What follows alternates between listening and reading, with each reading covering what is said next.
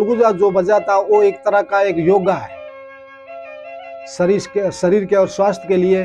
जो अलगुजा का ये साज बजाता उसके लिए योगा करने की जरूरत नहीं होगी।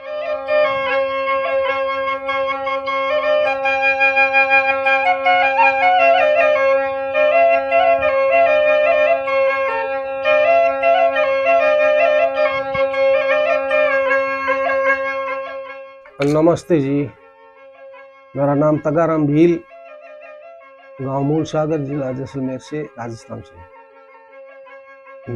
मेरा काम है अलगुजा बजाना। ये अलगुजा दो तरीके का होता है। एक तो पावा बोलते हैं, जिसके पावा जोड़िया पावा बोलते हैं, वो दोनों बराबर का होता है। और एक ये डेडी जोड़ी बोलते हैं, वो एक फुल है, एक और हाफ है। उसमें बजाने का स्टाइल तो एक ही है, थोड़ा उसका साउंड का अलग, उसका सुर अलग है।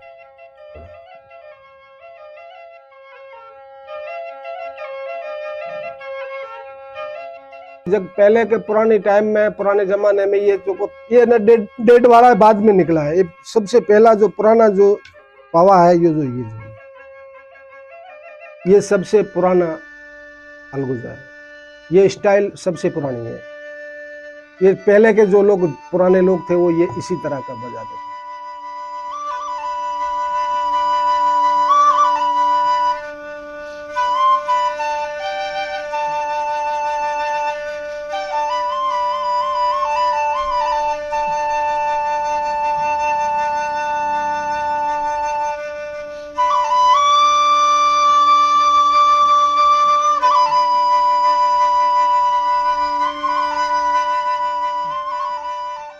मैं बचपन से बजा रहा हूँ। मैं अभी मेरी 62 साल उम्र हो गई, तो मेरे को बजाते बजाते 50 साल हो गए। और अब ये खास बात ये है कि मैं बजाता भी हूँ और बनाता भी हूँ।